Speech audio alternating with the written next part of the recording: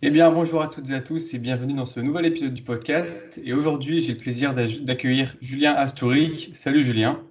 Salut Johan, merci pour l'invitation.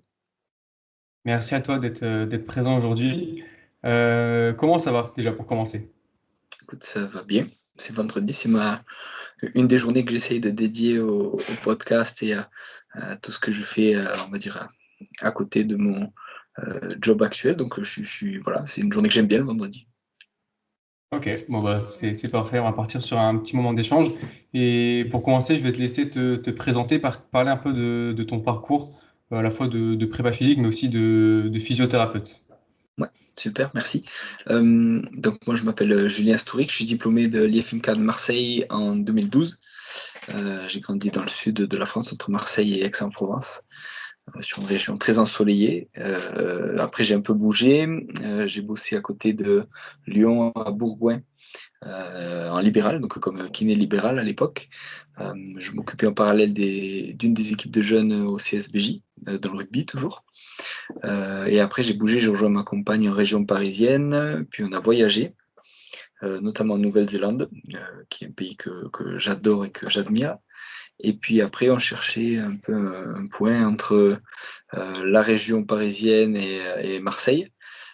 Et puis on est arrivé, on a débarqué comme ça sur Annecy, où j'ai bossé dans différents clubs de rugby à Annecy, à Rumilly, et en libéral aussi, en kiné à côté. Et puis après, j'ai réussi à faire mon équivalence pour travailler en Suisse. Donc il y a un peu plus de 4 ans maintenant. Puis je bosse à l'hôpital de la Tour, à côté de Genève, maintenant depuis 4 ans. Puis voilà, avec plein de collègues qui font aussi, eux, des doctorats, des masters et de la recherche. Et moi, voilà, je m'occupe surtout de la partie, on va dire, genou. Donc, on fonctionne par pôle. Donc, moi, je fais partie du pôle genou, du pôle course à pied. Et après, on va dire que j'ai une appétence particulière pour les commotions cérébrales. Ok. Aujourd'hui, on va plus s'intéresser au genou. Ça sera déjà pas mal, je pense, pour un épisode.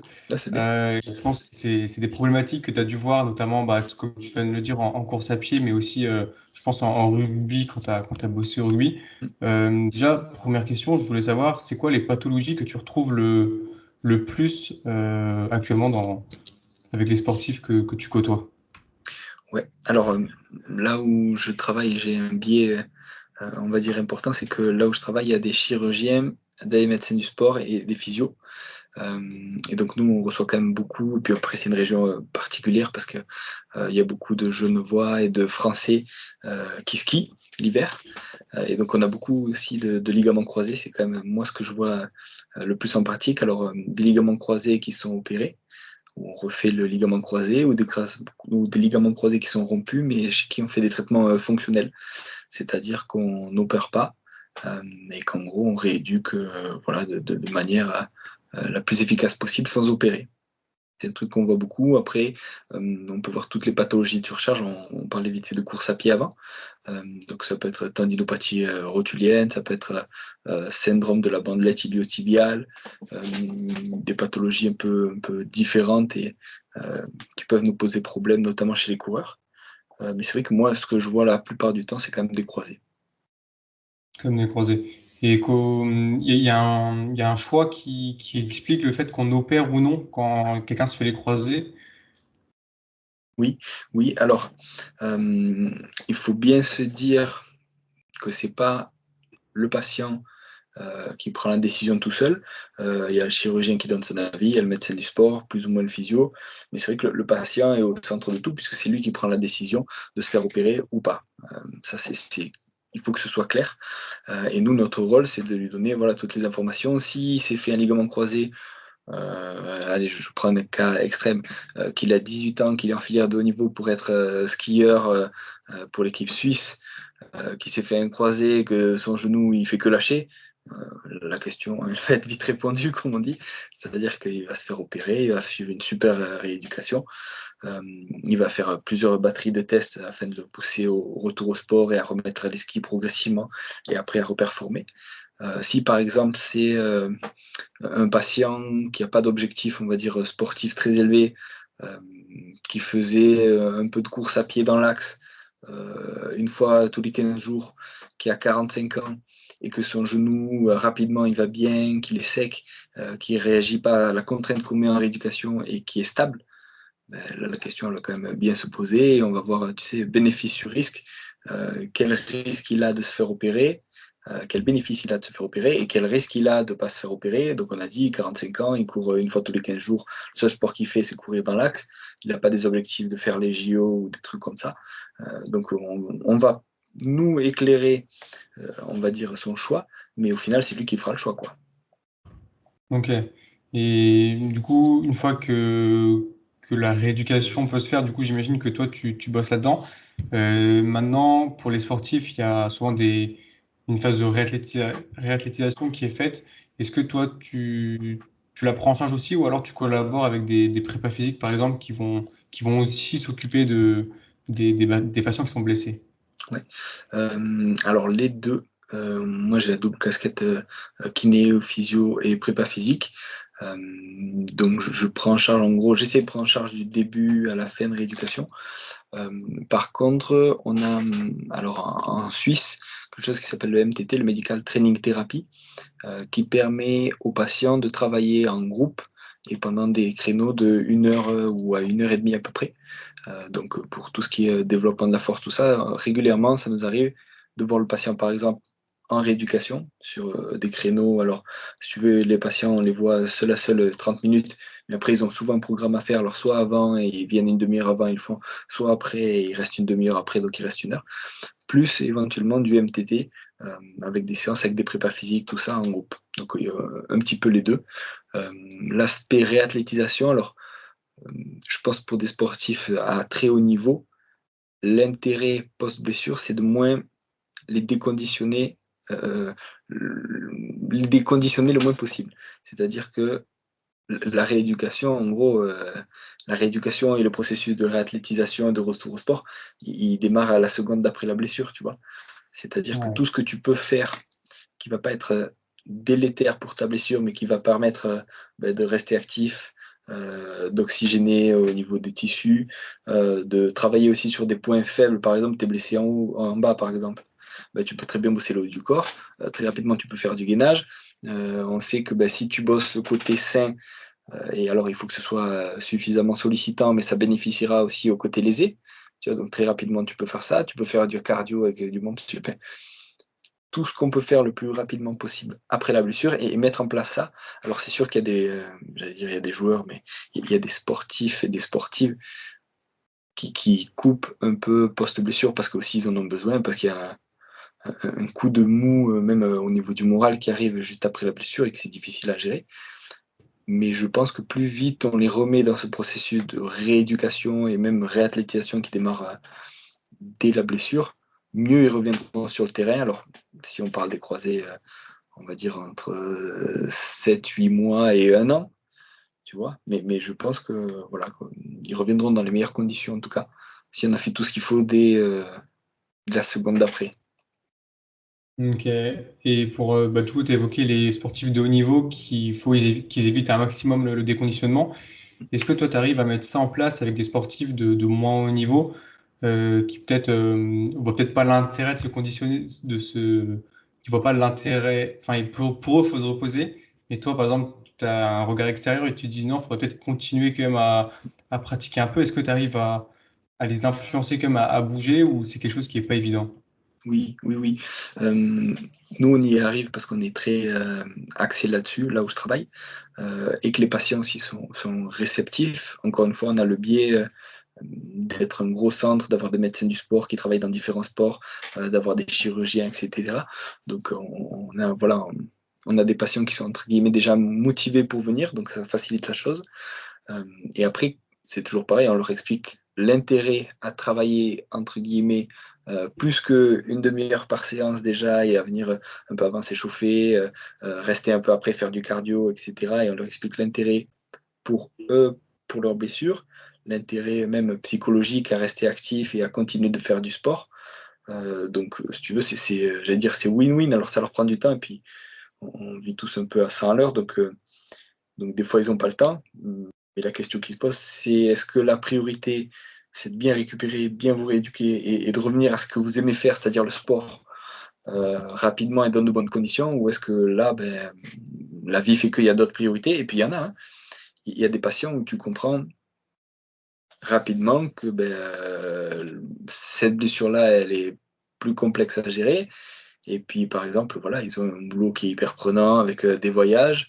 Tu vois, j'ai plusieurs exemples en tête avec des patients qui ont des grosses blessures, qui sont très motivés pour faire beaucoup de choses. Mais après, dès que le rythme, entre guillemets, de vie normale entre la vie de famille, la vie professionnelle, avec des déplacements à l'étranger, tout ça reprend, le temps est compté. Et puis la blessure, certains, ils voulaient reprendre le sport très vite. Et à partir du moment où ils vont remarcher, ils vont reprendre l'avion pour aller à Hong Kong, Singapour et machin. Et donc au final, leur priorité, ça va plus être le fait de reprendre vite le sport, mais ça va, on va dire, interférer avec la rééducation. Il faudra gérer ça, quoi. Ouais, c'est pas toujours évident, j'imagine. Complètement. Tu as parlé, t'as parlé tout à l'heure rapidement des causes qui font qu'on a des blessures au genou. Tu as parlé des coureurs avec une surcharge. Donc, j'imagine le fait de courir beaucoup en peu de temps ou ce genre de choses. Mm. Est-ce qu'il y a d'autres causes, que tu as réussi à identifier, que tu vois assez fréquemment chez. On va garder l'exemple des coureurs parce que je pense que ça concerne Mm. pas mal de monde. Donc voilà, c'est ça ma question. Est-ce que tu as identifié d'autres causes qui font que des blessures au genou apparaissent? Mm. Alors, sur ces blessures de surcharge, ce qu'il faut prendre en compte aussi, c'est d'où viennent les patients.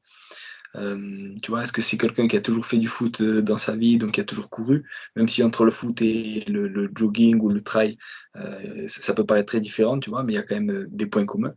Ou est-ce que c'est quelqu'un qui a jamais fait de sport et qui a 40 piges, il se met au sport et il a entre guillemets pas ce passif positif de sportif-là. Donc il faut regarder d'où ils viennent et où ils veulent aller. Et là, et pareil, j'ai plein d'exemples en tête, il y en a certains qui vont beaucoup trop vite, beaucoup trop fort.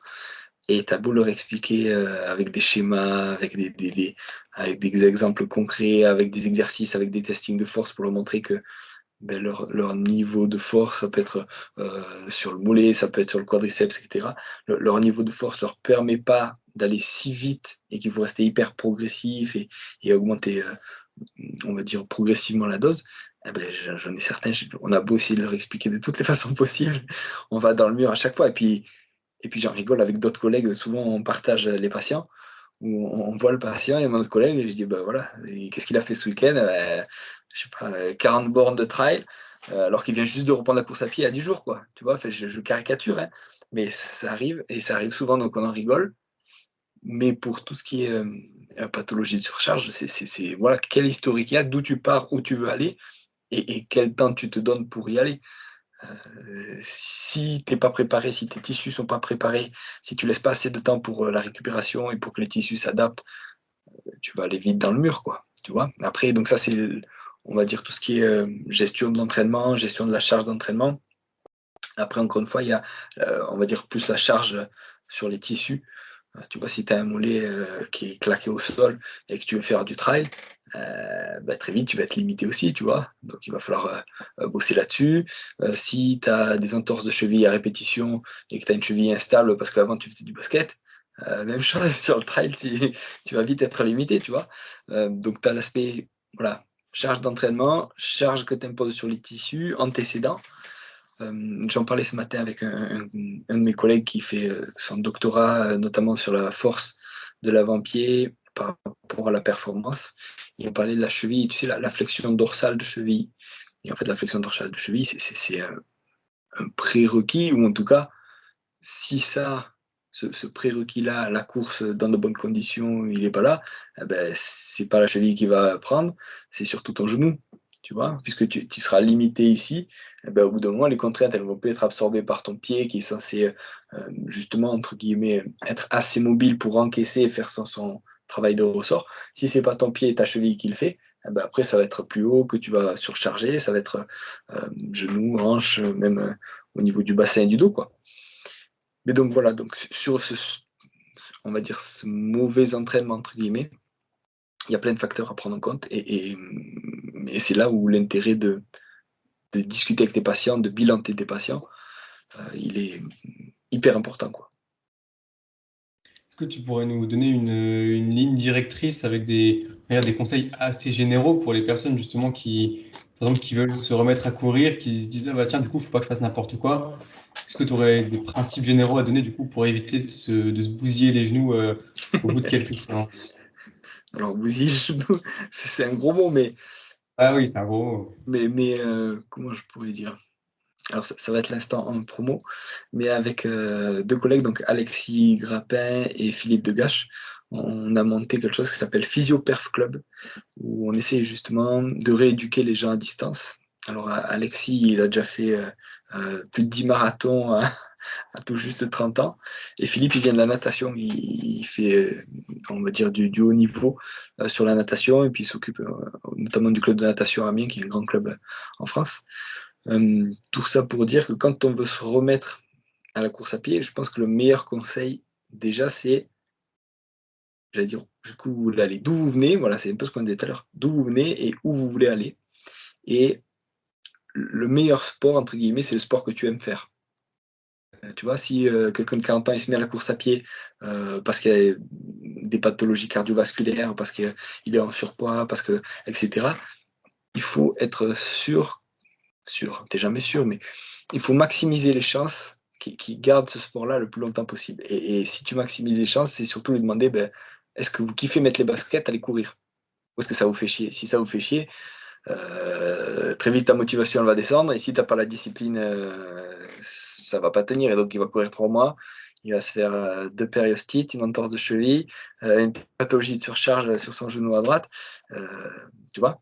Donc les conseils les plus généraux, c'est être sûr, entre guillemets, que c'est quelque chose que vous aimez faire. Si c'est pas la course à pied, ben faites du vélo, faites du crossfit, allez jouer au foot en vétéran. L'important, c'est d'en faire. Mais trouvez un sport qui vous plaît suffisamment pour le garder dans la durée, pour avoir ses effets bénéfiques sur la santé physique et mentale.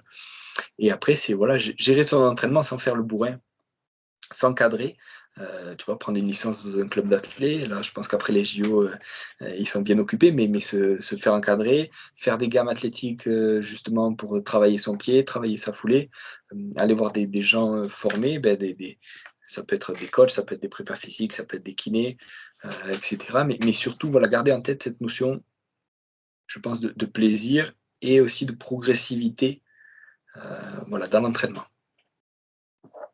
Ok. Ouais, ouais, je pense que la progressivité, c'est un peu le mot-clé, je pense, à garder en tête, parce que c'est souvent c'est un des principes généraux, on va dire, de l'entraînement, quoi. Ouais, les gens, ils font n'importe quoi, je te jure. Et vraiment, hein, y en a, j'en ai deux. En ce moment, je pense à eux, là. T'as beau leur dire, ça va trop vite, trop fort. Je pense à une patiente avec une fracture de fatigue et tout, en plus. On arrive enfin à ce que ça aille mieux, et à peine ça va mieux, et on refait les mêmes erreurs d'entraînement qui l'ont amené ici. Et après, il y a tout l'aspect humain à gérer, c'est-à-dire que cette patiente, elle arrive, elle a le moral dans les chaussettes, elle me dit ça va pas du tout, j'ai mal de nouveau, etc. Donc là, toi, tu arrives, putain, tu te dis attends, la semaine d'avant, ça allait mieux, elle avait plus mal, on faisait des exercices et tout, et on commençait à charger bien, et puis ça allait. Et là, elle revient, ça va pas du tout. Donc là, tu creuses, ouais, qu'est-ce que vous avez fait ce week-end? Ah ouais, 1000 mètres de dénive, 15 km à pied. Et c'était genre la première fois qu'elle repartait, alors là, c'était juste de la rando. Et donc là, tu te dis, attendez, mais il y a 2 mois, vous étiez en béquille. Tu vois, 2 mois, vous étiez en béquille. Juste la semaine dernière, on a fait du renfort un peu fort. C'est la première fois qu'on allait aussi fort. Et ça fait juste une semaine que vous marchez sans béquille. Et là, vous passez à 1000 mètres de Nénive, la montée plus la descente, plus les 15 bornes. Tu vois, on essaie de faire ça et petit à petit on augmente. Et là, elle a pris un raccourci, mais qui n'est pas un raccourci, quoi. Donc il faut arriver à dézoomer et à dire regardez d'où on vient, les béquilles, et regardez là où on est. Et là, on va encore aller là, mais il n'y a pas de raccourci. Ça va prendre du temps, et il faut le prendre ce temps-là. Tu vois. Donc ouais, progressivité et plaisir. Voilà. Et patience, du Ok. coup. Ça va avec progressivité, je dirais. Et après, voilà, notamment sur la course à pied, je pense tout ce qui est gamme athlétique, tout ce qui est renfort spécifique, tout ce qui peut être gainage et tout ce qu'on peut faire entre guillemets à côté de la course à pied pour courir mieux, ben, il faut le faire, quoi. Et faire du lourd.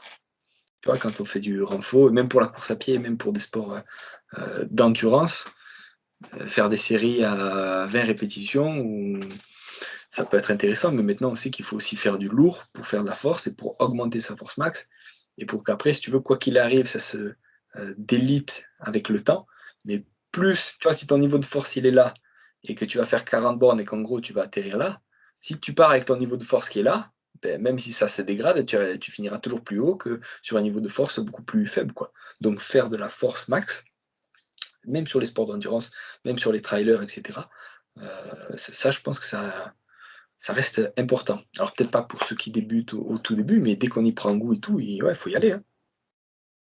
Ouais, bah, c'est intéressant que tu le mentionnes parce que je pense dans la tête de pas mal de personnes, c'est un peu opposé du coup de faire un travail de force max et tout pour être Mm. meilleur.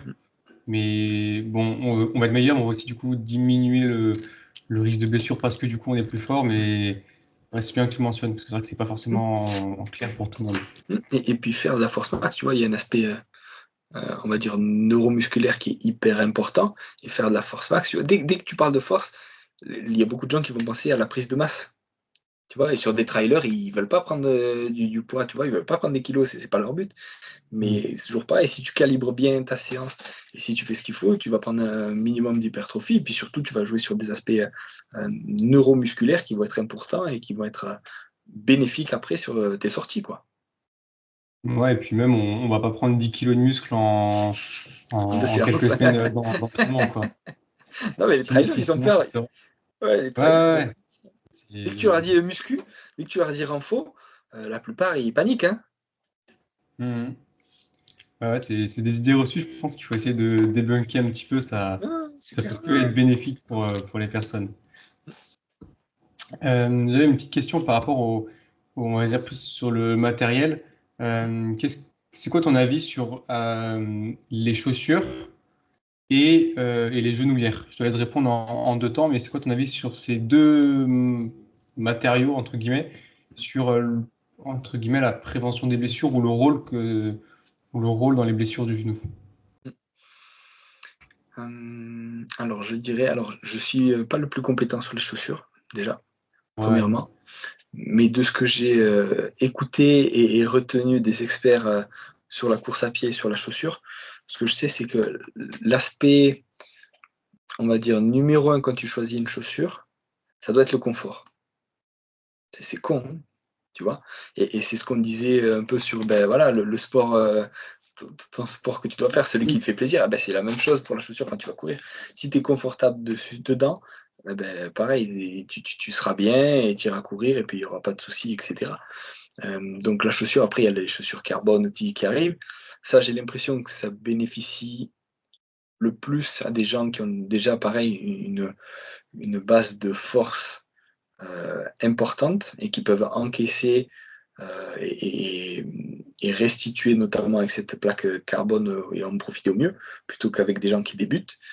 Euh, Après, pour la genouillère, euh, c'est une bonne question aussi.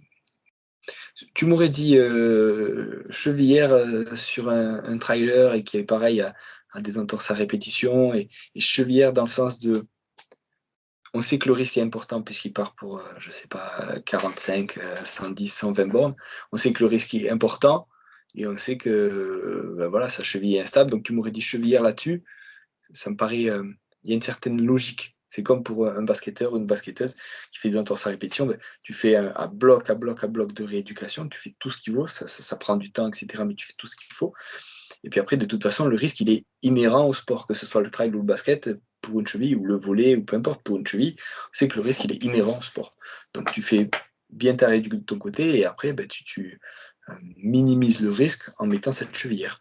Pour le genou, là, je suis plus circonspect. Ça dépend de ce que tu mets comme genouillère, ça dépend de pourquoi tu mets une genouillère sur son genou. Tu vois, est-ce que c'est un genou qui est instable? Est-ce que c'est un genou, tu vois, sur le genou, ouais, est-ce que c'est un syndrome fémoro-patellaire avec, voilà, quelque chose comme ça? Pourquoi pas? J'aurais tendance à mettre, tu vois, si c'est un syndrome fémoro-patellaire, euh, à mettre peut-être un tape au niveau de la rotule. Alors pareil, tu le testes pas le jour de la compétition, ça paraît du b à bas, mais tu le testes bien avant, tu le testes sur des petites sorties, sur des grandes sorties, et si le tape te soulage et te permet de courir plus longtemps ou de courir mieux, va pour le tape. Après, la genouillère, je trouve que ça fait gros quand même. Ouais, c'est pas forcément très confort, je pense. Ça limite un Hein. petit peu peut-être les flexions de genoux, etc. Ouais, la genouillère, je trouve. Chevillère, oui, ça me paraît, parce que voilà, risque inhérent au sport. Tape, je trouve ça plus léger, et si c'est un syndrome fémoro-patellaire et que tu as testé avec ton patient avant et que ça le soulage, feu. Genouillère, peut-être plus au ski, tu vois, sur un genou un peu instable ou des choses comme ça. Tu sais, il y a un aspect aussi, on va dire, extéroceptif, tu sais, d'avoir quelque chose sur la peau, et du coup, ça augmente ta perception de ton genou parce que tu as quelque chose qui est collé à la peau autour Ouais. de ton genou, quoi. Donc pourquoi pas sur le trail ou sur l'ultra, je pense que ça fait lourd. C'est quoi les bénéfices des tapes? Est-ce que vraiment le fait d'avoir quelques bandes, on a vraiment des gros bénéfices ou il y a un peu aussi l'effet placebo? C'est quoi ton avis là-dessus? Les deux. Ouais, les deux, Les c'est deux. sûr. Et il y a quand même un gros effet placebo, il faut le savoir. Après, pour certaines choses, ça marche bien. Je crois que le seul effet en dehors d'effet placebo qui a été montré, c'est notamment sur les hématomes. Tu sais, quand tu as un gros hématome, tu prends une grosse béquille, ou nous, justement, pour revenir au genou, nous, les chirurgiens où je travaille, ils prélèvent beaucoup au niveau des ischios. Donc souvent, tu as un bleu, un hématome énorme qui se collecte à l'arrière de la cuisse et puis qui peut même couler au niveau du, du mollet, voire du pied. Et souvent, ça nous arrive de faire un tape, tu sais, un peu en pieuvre, là, où tu viens croiser, etc. Et ça va aider, entre guillemets, à faire bouger les couches en dessous et à drainer. Quand tu l'enlèves, tu vois que là où tu avais mis ton tape, ça a drainé. Et là où tu l'as pas mis, mais il reste encore un peu d'hématome. Donc là-dessus, il me semble que ça a été prouvé, en plus de l'effet placebo. Pour tout le reste, voilà, il y a un effet placebo, pardon, qui est important. Il y a un effet aussi, je fais comme j'ai pu voir à la télé. Tu vois, si tu vois ton tennisman préféré qui a un tape, tu te dis, voilà, il me faut un tape aussi. Tu vois, je caricature, mais c'est ça, hein. Ouais, ouais. Donc après, et moi, de mon, de mon point de vue, je trouve que pour les syndromes fémoro-patellaires, encore une fois, sur une rotule qui n'est pas forcément bien centrée et qui est douloureuse au bout de plusieurs bornes de vélo ou de course à pied, j'ai l'impression que ça marche assez bien. Ok. Ok, ça marche. Ouais, c'est une question qui m'était venue, mais ouais, c'est bien d'avoir ton avis. Mais c'est vrai que l'effet Mm. placebo, c'est vrai que voir les gens, voir des sportifs faire ça, tu te dis, vas-y, je fais pareil. Et bon, c'est un peu humain, j'ai envie de dire, d'un côté, mais c'est la vérité. Ouais, c'est normal, c'est normal. Et puis, de toute manière, l'effet placebo, il fait partie de la prise en charge. Tu vois, alors je sais que nous, par exemple, les kinés ou les physios, on peut influer sur des rééducations ou sur des pathologies, simplement, et puis nous, et pas que nous, hein, tous les professionnels de la santé, simplement avec des discours. Tu vois, il y a une patiente qui vient avec son IRM du genou, et tu lis, tu lis à haute voix, tu lui dis aspect dégénératif, méniscose, machin, nanana, tous les trucs en IT, en IF, en OS et tout ça. Et la patiente, elle va blêmir, hein, tu vois. Alors que Ouais.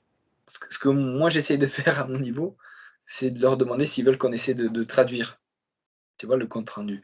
Et après, c'est toujours pareil, tu essaies d'employer un vocabulaire, encore une fois, pour les éclairer le plus possible sur ce qu'ils ont, et sans en rajouter. Tu vois, donc tu dis, voilà, votre genou, il s'est passé pas mal de choses, il y a eu des antécédents, voilà, là, il peut un peu moins en forme, par contre, en faisant du renforcement régulier, en ayant une activité physique régulière, etc., on a des grandes chances d'aller beaucoup mieux en quelques mois, et puis après, tout ira bien, vous pourrez reprendre le sport que vous aimez, etc., tu vois. Enfin, le discours, il est hyper important. Et c'est difficile, tu vois, des fois on entend des patients chez qui le médecin ou le chirurgien, ils sont allés un peu cash, tu vois, un peu cash, un peu frangeux. Et nous, on récupère des fois des patients un peu, comment je pourrais dire, atteints, atteints psychologiquement, parce qu'on leur a dit que leur genou était dans un état horrible, qu'ils allaient devoir arrêter la course à pied, etc., etc., tu vois, et tu récupères des patients comme ça, et pareil, j'ai quelques cas en tête où tu essayes d'expliquer que leur genou il est pas tout neuf, d'accord, mais qu'il y a des choses à faire encore et qu'il y a des belles choses à faire encore et il va falloir être rigoureux. On parlait de discipline tout à l'heure, il va falloir être discipliné, faire des exercices ici, faire des exercices à la maison, prendre un abonnement au fitness pendant quelques mois, et puis au bout de quelques mois, déjà, ça ira mieux, et puis après, voilà quoi. Mais il ne faut pas s'arrêter au discours, même si voilà, nos discours de tous les soignants ont une portée, on va dire, significative pour les patients. Tu as parlé des genoux, entre guillemets, pas tout neufs.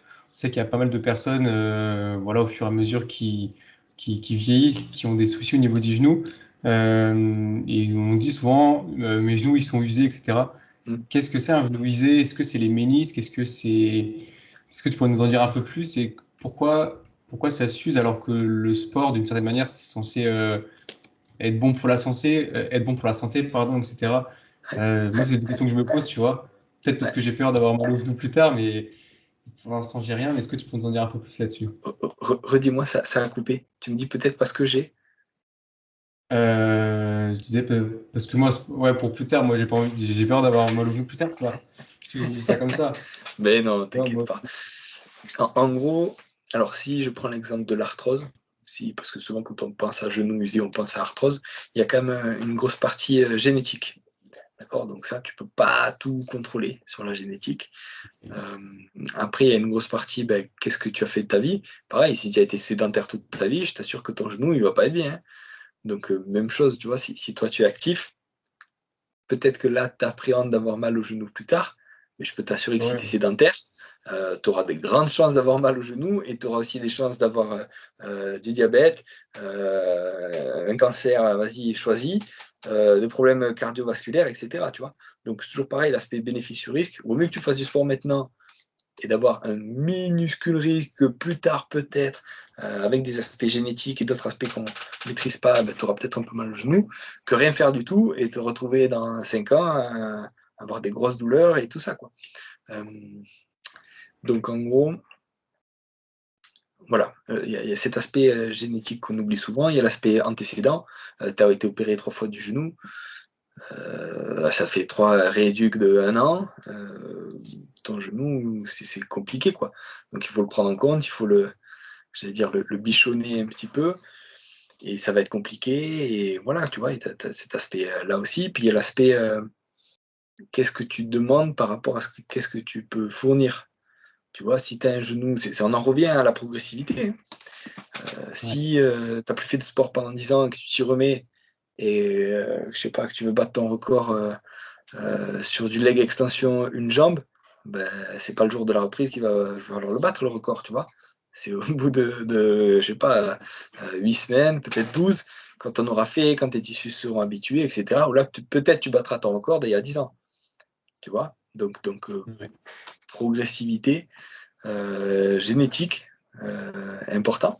Et après, voilà, il y a tout ce qui est environnemental. J'allais dire, ben, est-ce que tu manges, est-ce que tu dors bien, est-ce que tu récupères bien, est-ce que tu t'hydrates bien. Tu vois, c'est tous des trucs comme ça qui jouent aussi sur la santé de tes genoux, mais sur ta santé générale, quoi. Ouais, et puis il y a un discours que j'entends, enfin que j'ai entendu plusieurs fois, c'est des personnes qui ont mal au genou, notamment au ménisque, mais des personnes qui ont été actives, tu vois, par exemple, qui ont fait beaucoup de courses à pied, etc., et qui ont des soucis au ménisque plus tard. Mm. Mais tu dis, du coup, elles ont été actives, elles ont fait du sport, etc. Alors, est-ce que c'était progressif, tout ça, j'en sais rien. Mais est-ce que vraiment, même si tu fais du sport et que du coup, tu as des contraintes mécaniques au niveau des genoux, etc., est-ce que ça, est-ce que ça va nécessairement t'user les genoux pour plus tard? Ou pas forcément logiquement? Non, tu vois, mais c'est Pas des forcément. choses qu'on entend. Ok. Non, pas forcément. Alors peut-être si je vais au bout du process, peut-être que cette Hmm. personne-là, eh ben, elle est carreleur. Et donc, elle est accroupie allez, 12 heures par jour, quoi. Donc ça, accroupie 12 heures par jour pour des ménisques, c'est pas ouf. C'est pas la course à pied qui lui a détruit son genou, tu vois. Ou peut-être que cette personne-là, elle est, je sais pas, chauffeur routier, donc assis à 90 degrés, pareil, 10-12 heures par jour. Bah non, pour des ménisques, on n'a pas fait. Ou alors, c'est tout simplement qu'elle a un métier de bureau, qu'elle est sédentaire, et qu'elle se met une grosse cartouche en trail une fois par semaine, elle va courir 20 km et que le reste de la semaine, elle n'a pas l'occasion de faire d'autres sports. Tu vois, donc ce qu'elle fait par rapport à ce qu'elle peut faire, et puis on va dire la dispersion de son entraînement dans la semaine, il n'est pas fait pour que ça aille bien. Tu vois.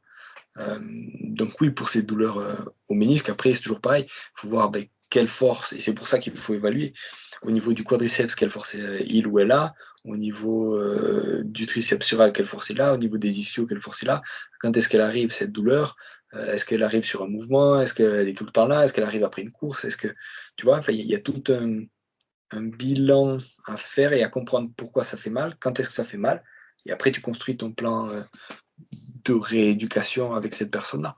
Mais voilà, c'est encore une fois, les bénéfices qu'on a à faire une activité physique régulière, ils sont tellement plus importants que le risque qu'on a de faire une activité physique régulière que la balance, elle penche hyper fort en faveur de faire une activité physique régulière. On prend l'exemple de la course à pied. Encore une fois, ça peut être autre chose, hein. Ça peut être du foot, ça peut être rugby, ça peut être du padel, peu importe, mais le bénéfice d'en faire une, il est beaucoup plus important que le bénéfice d'être sédentaire.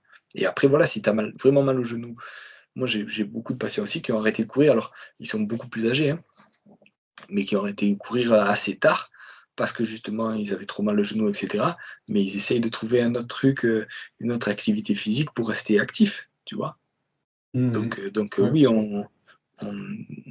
suivant l'âge, suivant les antécédents, suivant les douleurs, et suivant s'il y a une rééducation qui a été menée ou pas, on peut tout à fait envisager d'adapter l'activité physique, ou alors de l'adapter quelque temps, ou alors aussi d'adapter, on va dire, la biomécanique de course. Tu vois, pour décharger, si c'est ton genou qui charge trop quand tu cours, ben voilà, on va adapter ta biomécanique de course pour solliciter peut-être un peu plus ton pied-cheville pendant quelques temps.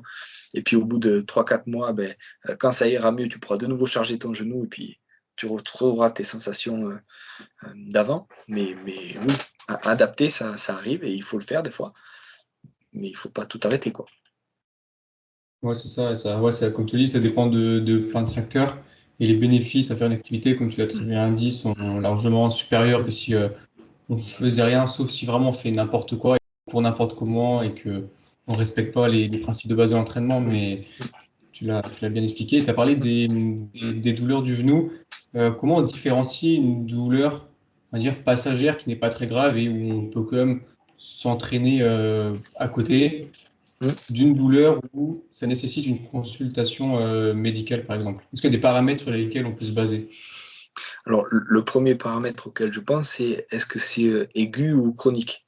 Est-ce que tu te fais ça au foot sur le match de dimanche ou alors à contact ou sans contact, mais tu as le genou qui s'est dérobé, tes potes à côté, ils ont entendu un grand crack et toi, tu as une super douleur et avec un genou patate comme ça? Ou est-ce que c'est une douleur qui apparaît, allez, on va dire, au 10e kilomètre à chaque fois que tu pars courir et qui t'empêche après rapidement de courir et qui te fait boiter jusqu'à ce que tu rentres à la maison? Tu vois? Donc déjà, il y a cet aspect-là. Est-ce que c'est quelque chose d'aigu ou de chronique? Ou est-ce que c'est juste une petite douleur? Voilà, tu reprends la course à pied. Pendant l'hiver, tu as pas couru, tu as fait du ski. Arrive le printemps, c'est le mois de. Bon, alors, le printemps ici est tardif, hein, mais arrive le printemps, on va dire, ben voilà, tu pars courir. Et puis tu bombardes pendant 2 semaines. Tu n'avais pas couru pendant 6 mois, pendant 2 semaines. Tu fais que courir comme un fou. Puis là, voilà, tu as cette petite tendinopathie rotulienne ou cette petite tendinopathie d'Achille, etc., qui est en réaction avec le fait que pendant 6 mois, tu n'as pas eu cette contrainte mécanique parce que tu faisais autre chose. Et d'un coup, en 2 semaines, tu remets de la contrainte à bloc. Tu vois, donc, j'allais dire quoi qu'il arrive. Si c'est aigu, il faut consulter, d'après moi.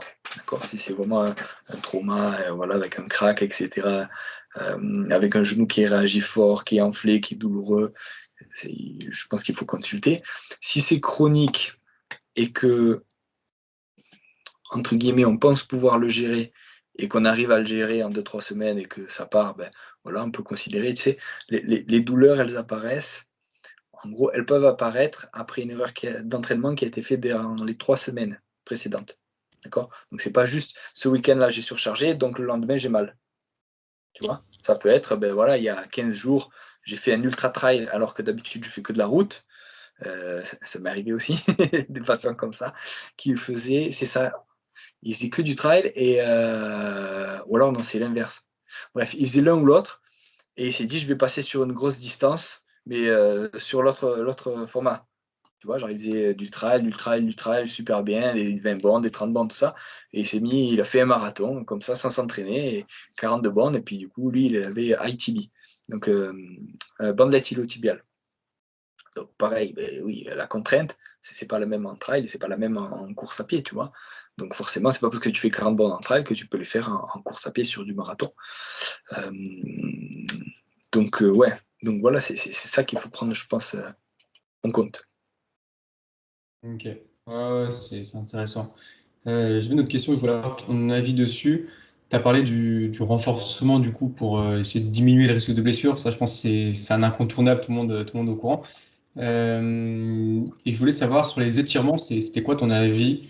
Est-ce que tu penses qu'il y a des intérêts ou alors est-ce que c'est surcoté entre guillemets de s'étirer pour éviter de se blesser? Voilà, je voulais avoir ton avis sur cet outil. Mmh. Question, complexe et intéressante. Hem, Complexe. ouais, alors ça dépend. Alors pareil, étirement versus, mobilité aussi, tu vois? Si tu as une hanche, qui est, on va dire sur laquelle il y a peu de mobilité et que tu fais, du D+, tout le temps, ça va couiner au bout d'un moment donc travailler ta mobilité, donc augmenter ton amplitude et après travailler cette on va dire la force dans cette amplitude-là, ça me paraît tout à fait, logique et bien pensé. Par contre, juste faire un étirement du psoas, allez, pendant 10 secondes, 2 fois par semaine en pensant que ça va résoudre le problème, non. Spoiler, non, non, ça va servir à rien. Donc pour l'étirement, il faut voir quel bénéfice tu vas en tirer. Est-ce que c'est un bénéfice, on va dire à court terme? Si c'est, voilà, tu veux t'étirer et aller courir, ben voilà, tu vas, favoriser tout ce qui est étirement, on va dire, actif ou dynamique, tu vois? Ou voire même Mm. balistique, si tu veux faire, plutôt des sprints. Alors pas encore une fois, un sprint, c'est encore, un autre niveau d'activation que tu vas demander notamment à tes ischios. Puis là, si tu regardes les entraînements des athlètes, ça m'avait fait ça m'avait fait capoter de voir que les mecs, ils s'échauffaient pendant 45 minutes et après, ils avaient 5 minutes enfin 5 minutes de séance.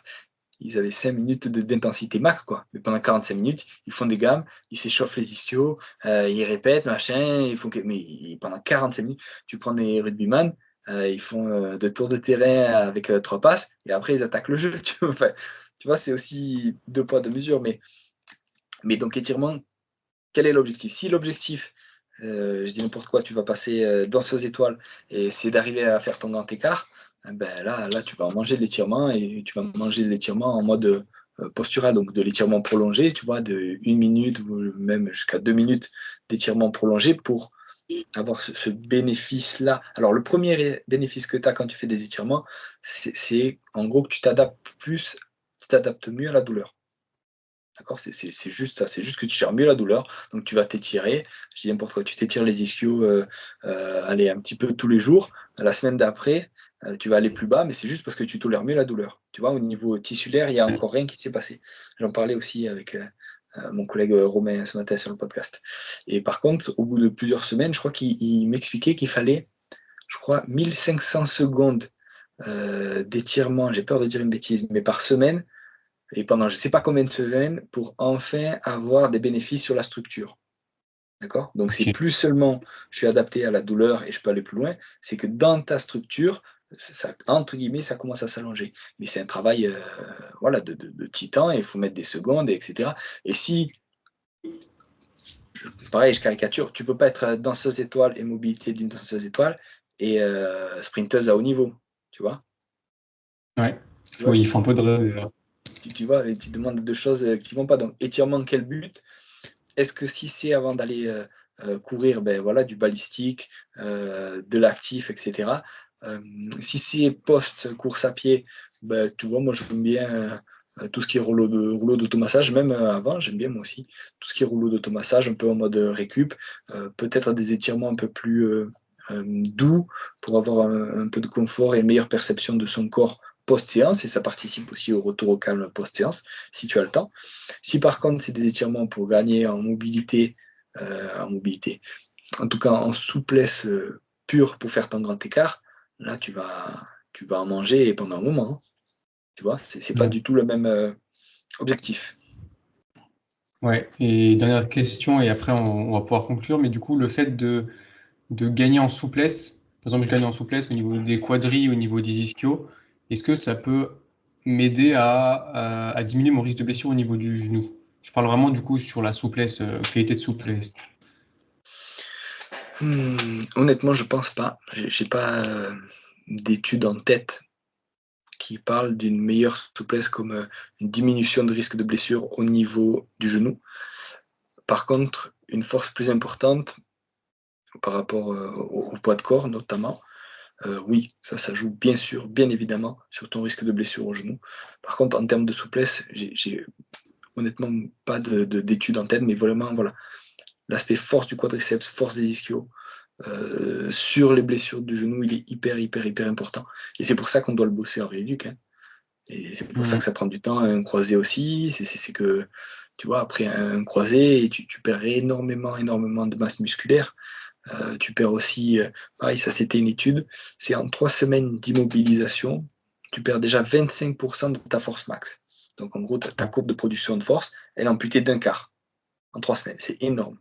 Et ça, c'est juste la pointe de ta courbe. Hein, d'accord. Et en 3 semaines d'immobilisation, tu perds aussi 45% de capacité à produire vite de la force. D'accord. Tout ce qui est RFD. Donc, ta courbe, elle faisait ça, avec un pic, allez, on va faire simple, avec un pic ici.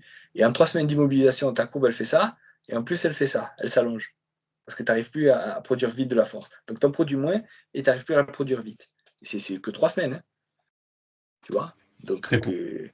sur des rééducations long cours où il y a des patients, des fois, justement, on parlait de ménisque. Souvent, pas toujours, mais souvent, quand il y a des sutures méniscales, quand ils opèrent le ligament croisé antérieur et qu'il y a des sutures méniscales, ils limitent l'appui. Tu vois, donc c'est appui autorisé à 15 kg ou à 5 kg ou pas d'appui du tout. Et ben là, toi, en physio, tu vois le quadriceps. Alors, pareil, tu utilises toutes les, on va dire, les technologies possibles. Ça peut être du BFR, ça peut être du renforcement du côté sain, etc., de l'électrostimulation, etc., pour pas perdre trop de quadriceps. Mais malgré tout, ton quadriceps, du côté opéré, il en prend un sacré coup, quoi. Tu vois. Et ça, après, pour récupérer, il va falloir y aller, quoi. Ouais. Bon, c'est super intéressant. Malheureusement, on arrive sur la fin du podcast. Je te laisse le mot je te laisse le mot de la fin si tu veux rajouter quelque chose ou faire passer un message, donner un ou deux derniers conseils. Je te laisse libre là-dessus. C'est une très bonne question. Faites du sport. Oui, je Faites suis du d'accord. sport. Faites du sport. Et encore une fois, le meilleur sport, c'est celui que vous aimez. Et, et si j'ouvre un peu, faites du sport et, entre guillemets, montrez l'exemple j'allais dire aux plus jeunes. Alors, j'ai 2 enfants. Donc, pour moi, c'est important. Tu vois, il y avait, c'est notamment Aurélien Boussal-Derval qui dit un bon coach et un coach qui s'entraîne. Eh bien, alors, sans être aussi. Pour moi, ça ne veut pas dire que. Comment je pourrais dire ça? Je ne sais pas comment je devais le formuler, mais en gros, pour moi, on peut être un bon coach, pas, entre guillemets, mais je pense qu'il faut quand même s'entraîner. Et surtout, je pense qu'il faut qu'on montre l'exemple. Alors, si je dérive complètement, tu vois, la génération écran, ordinateur, etc. Donc là, j'ai écouté quelque chose qui disait que la recommandation, c'était smartphone pas avant 13 ans, que c'était inscription sur les réseaux sociaux pas avant 15 ans, voire pas avant 16 ans. Ouais.